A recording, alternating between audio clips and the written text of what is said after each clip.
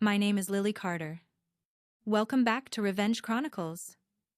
You're warmly welcomed here, where you'll find amazing and thrilling stories.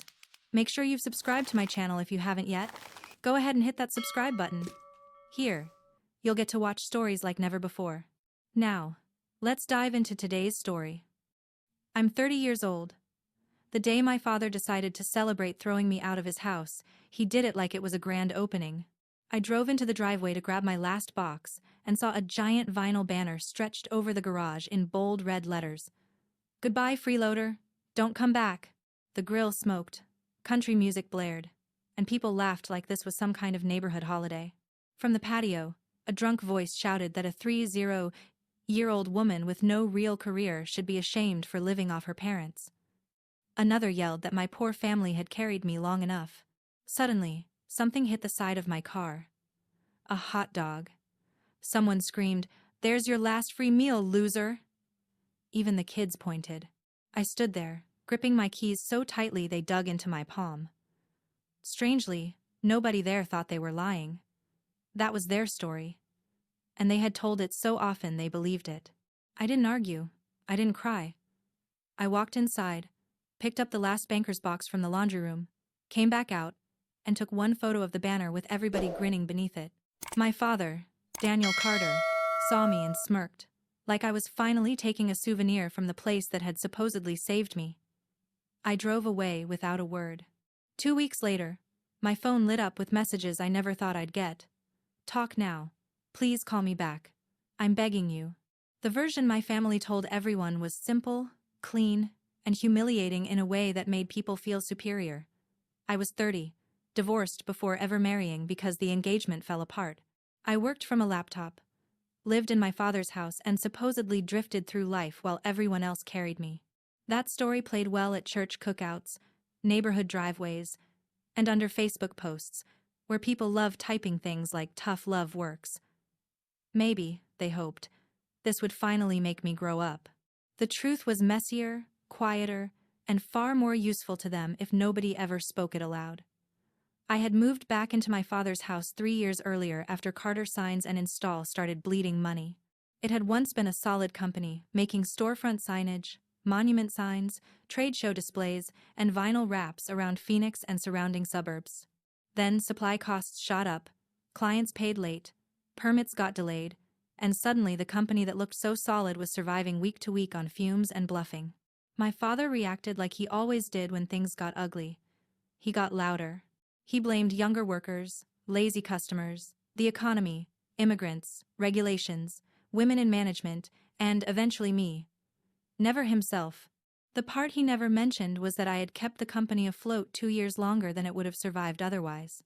I didn't have the kind of job my family respected, one with steel-toed boots or visible proof of exhaustion, but I worked remotely as a freelance bid coordinator and operations consultant. I helped regional suppliers, small contractors, and maintenance firms organize vendor packets, clean up proposals, track deadlines, rewrite service scopes, and keep their documentation intact so they could win contracts. It paid well because most people hated the work and most businesses were terrible at it. Helping my father had started as a temporary thing, or so I told myself. I reorganized invoices, fixed a missed permit, corrected tax mistakes, and uncovered equipment leases set to auto-renew at absurd rates. Every fix revealed more problems, but he never introduced me as the woman keeping his business alive. He introduced me as my daughter figuring some things out right now. After being publicly humiliated by Daniel Carter and his crew, I didn't call, I didn't beg, and I didn't confront anyone. Instead, I parked at a small cafe downtown and sipped my black coffee while plotting. My mind, usually scattered by anxiety and overthinking, suddenly sharpened like a scalpel.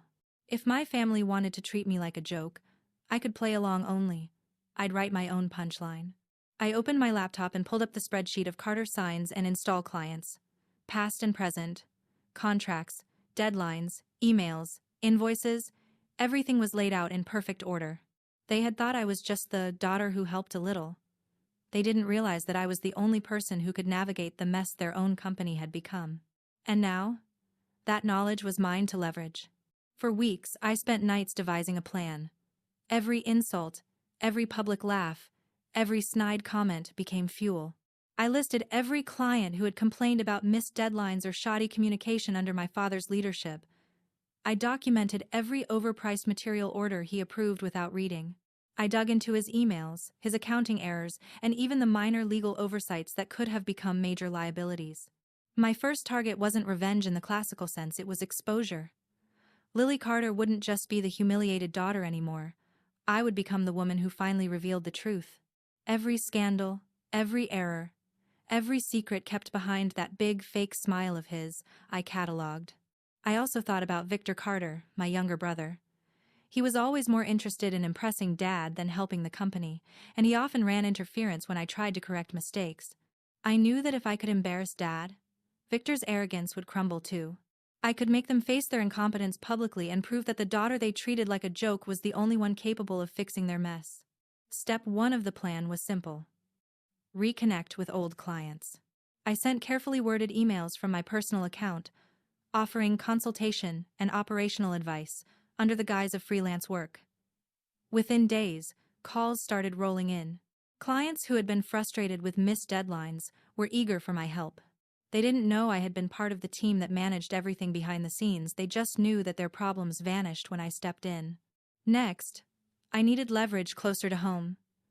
Margaret Carter, my mother, had always stayed in the background, watching the chaos, never intervening.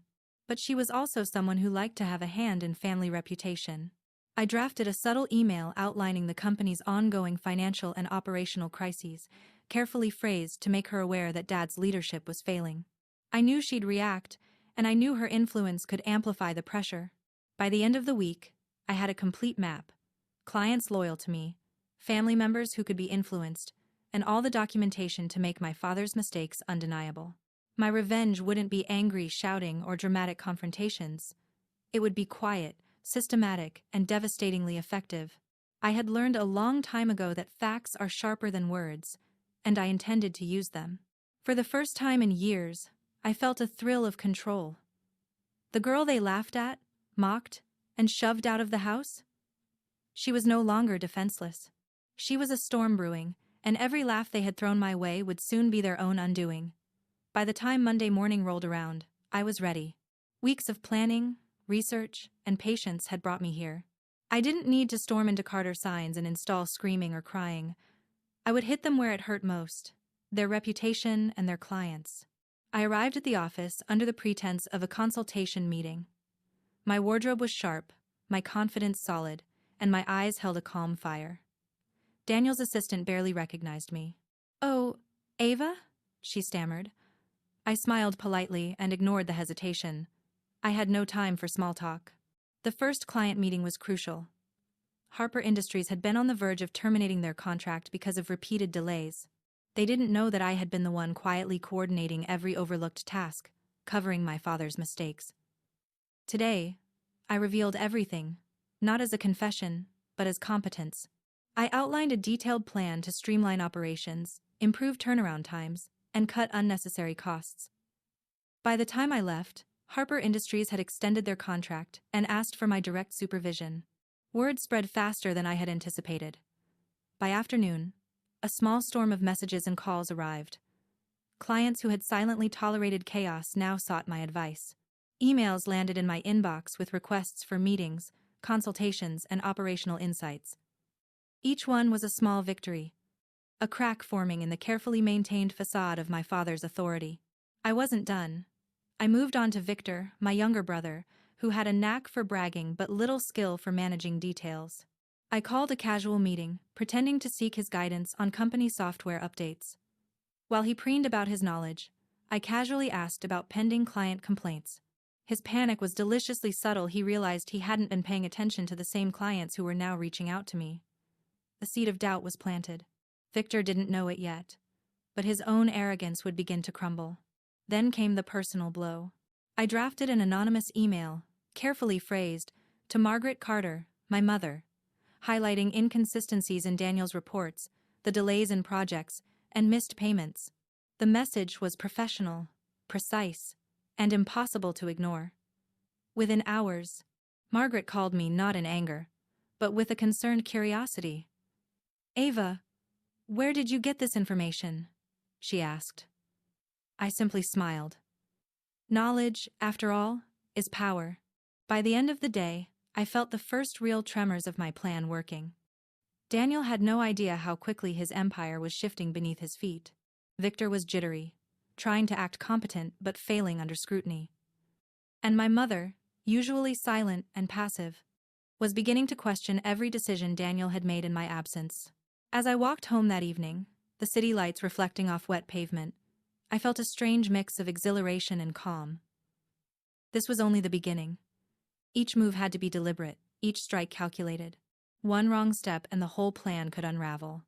But the thrill of control, the satisfaction of quietly taking the upper hand, it was intoxicating. For the first time, I wasn't just the humiliated daughter. I was the strategist, the shadow behind the chaos, and soon enough, the person my family would have no choice but to respect or fear. By midweek, the cracks were becoming chasms. Daniel still wore his "I'm in charge" mask, but it no longer fit. The office buzzed with the tension I had quietly orchestrated. Every misplaced order, missed payment, and delayed shipment that had once been invisible suddenly became glaringly obvious. And everyone who depended on me without knowing it began to feel the weight of my absence. Victor, my younger brother, had been walking on eggshells since Monday. He tried to cover for mistakes he didn't even understand, double-checking emails and triple-checking schedules. The more he panicked, the clearer it became. His confidence was a house of cards. My presence was no longer needed physically. My influence was everywhere. I had set systems, reminders, and contingency plans that he didn't know how to navigate. Each failure he stumbled through quietly told the rest of the office.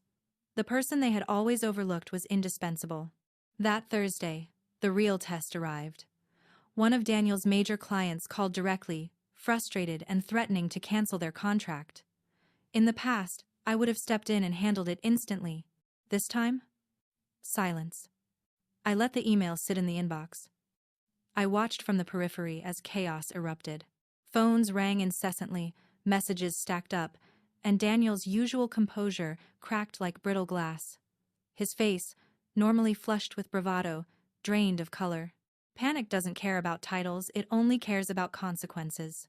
Meanwhile, my mother, Margaret Carter, began digging. My anonymous email had sparked her curiosity, and she started cross-checking documents, questioning invoices, and requesting explanations. She discovered discrepancies Daniel had always brushed aside. When she called him directly, he scrambled for excuses, but the calm and methodical records I had left for her made every excuse fall flat. Finally, she asked about me, and he could only mutter vague reassurances. My absence and the trail of order I left behind had put the family on notice. The freeloader had been the backbone all along. Victor tried one last desperate move, appealing to my grandmother, Lorraine, the matriarch. He framed it as, "Ava has overstepped," hoping she would reprimand me. Instead, Lorraine listened to facts, dates, and figures.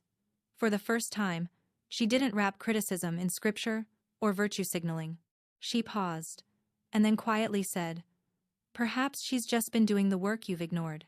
The words, subtle but piercing, spread through the family faster than any argument I could have made. I stayed invisible, observing the unfolding domino effect.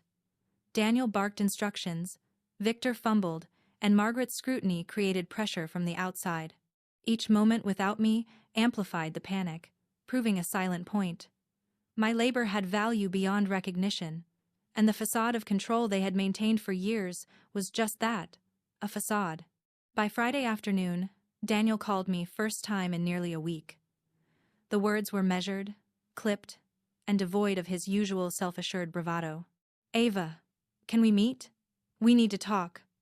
I didn't answer. Not yet. Let him stew in the uncertainty. Let him feel the consequence of invisibility when the invisible is suddenly absent. That weekend, I began compiling the full dossier. Spreadsheets, invoices, screenshots, and photographs. Every emergency I had patched, every oversight I had corrected, every bit of unpaid labor documented meticulously. My goal wasn't vengeance. It was clarity. Evidence speaks where words fail, and in my family, words had never been enough. By the time Monday arrived, The tipping point was clear. My family's empire of control was trembling, and the woman they once humiliated in public was now the only person capable of holding it together. Monday arrived like a storm I had been waiting for. The office was tense, buzzing with anticipation. Daniel, once untouchable, now moved through the corridors like a man half alive, constantly checking emails, fumbling with phone calls, and muttering under his breath. Victor shadowed him, still desperate to cover mistakes he didn't understand, while Margaret Carter's quiet scrutiny loomed over every desk. But the most powerful presence in that building was the one they hadn't seen in days. I, Ava Sinclair, was finally ready to step back into the light on my terms. The meeting was called in the main conference room. Daniel tried to assert control, opening with his usual bravado. "Everyone, settle down. We have a lot to—" But the words fell flat. The eyes around the table, my colleagues and even family, didn't look at him.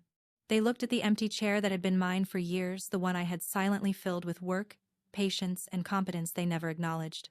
I arrived quietly. Not with fanfare, but with purpose. I carried a folder thick with evidence. Emails I had sent months ago. Spreadsheets correcting mistakes no one had caught. Receipts proving expenses were mishandled. Photographs documenting the chaos they ignored. Every page told the story they had refused to hear. "Good morning," I said simply, voice steady. Daniel's face tightened. "I think it's time someone clarified a few things." I laid the folder on the table and began flipping through it. The room fell silent, the hum of nervous tension replacing the usual office chatter. Each document I presented was a mirror reflecting their negligence. Each correction I highlighted was a reminder of the invisible labor they had taken for granted. Victor tried to interrupt. "Ava, that's not—" I didn't let him finish. "Not what? Not true? Every number, every email, every late shipment proves otherwise. I was the backbone.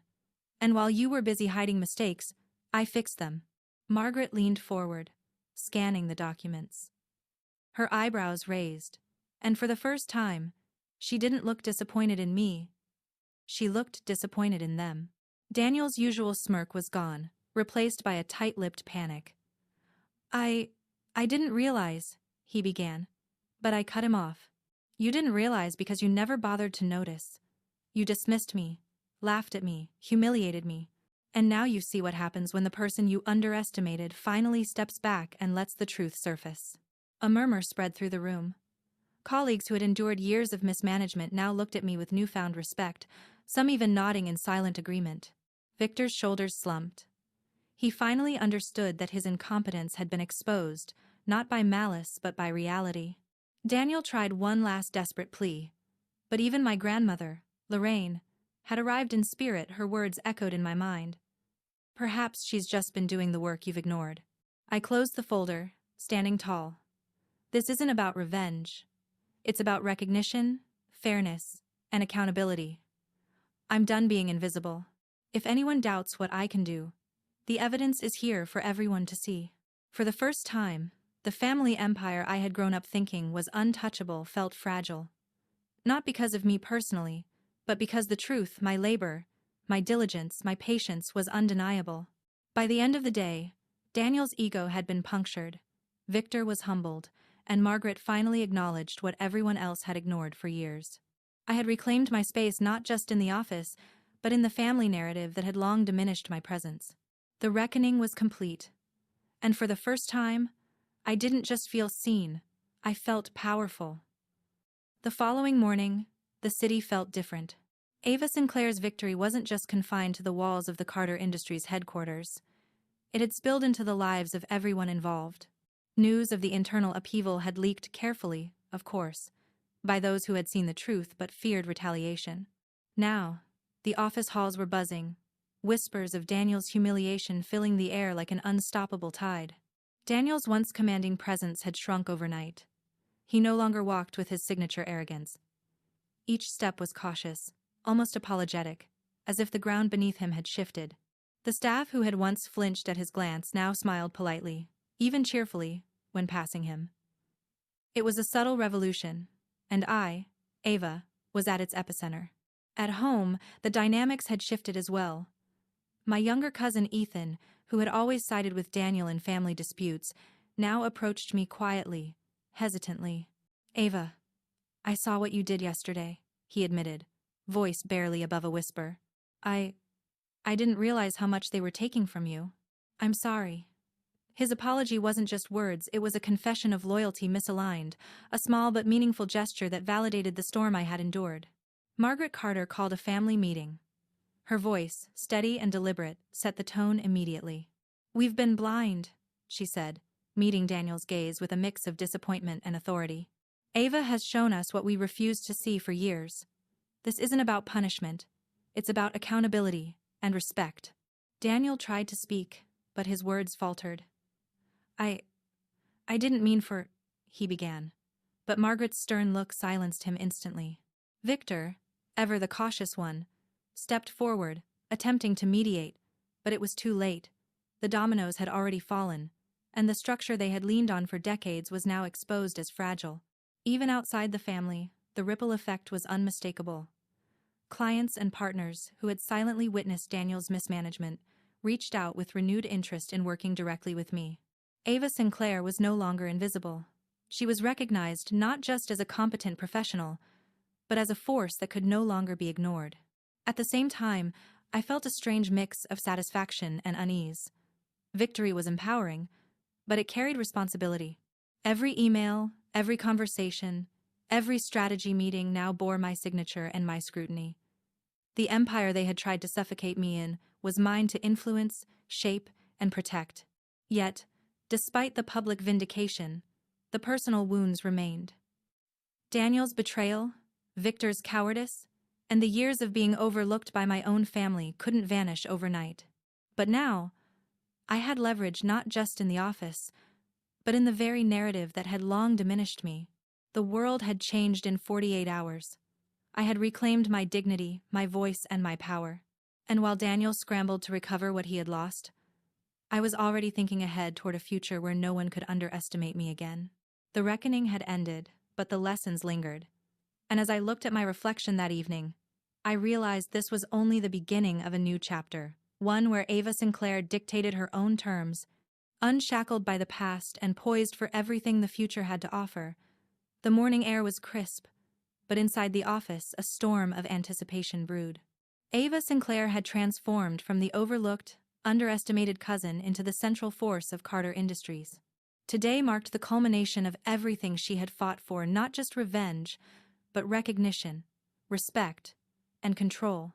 Daniel, once the unchallenged authority, sat at the edge of his seat in the boardroom, his confident facade gone, replaced by jittery uncertainty. Every executive in the room had felt the ripple of his humiliation and now watched him flounder as Ava presented the quarterly strategy. Her voice was steady, commanding, yet calm, a stark contrast to the chaos he projected.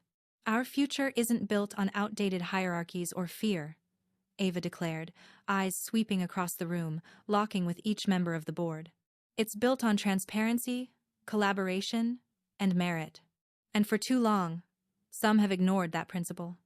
Her gaze landed on Daniel, and for the first time, he felt truly seen, not as a boss, but as someone whose actions had consequences. Daniel attempted to interject, but Ava didn't pause.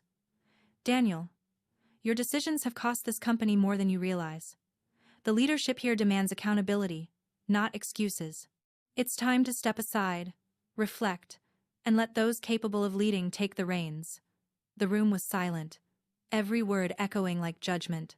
Even Victor, who had tried to mediate in the past, nodded subtly, acknowledging that the tide had shifted irreversibly.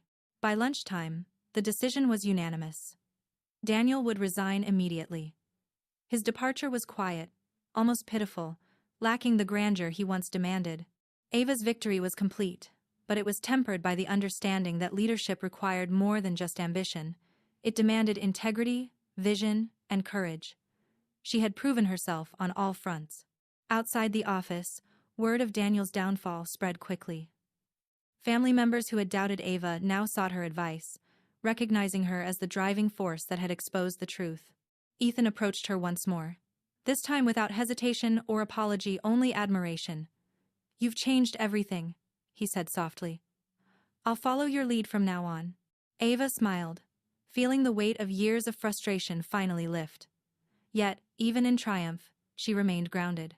Revenge had been satisfying, but growth, influence, and empowerment were far more enduring. She had not only reclaimed her dignity, but had also reshaped the world around her, setting new standards for respect and accountability. That evening, as Ava returned home, she reflected on the journey, the betrayals, the schemes, the quiet endurance of being overlooked, and the strategic brilliance that led to her vindication.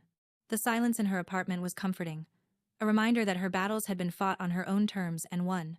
Tomorrow, the world would continue to challenge her, test her resilience, and present new obstacles. But Ava Sinclair was no longer the person who had been pushed aside. She had earned her place, earned respect, and earned the power to dictate her own future. And this time, no one, not family, not colleagues, not fate itself would ever underestimate her again.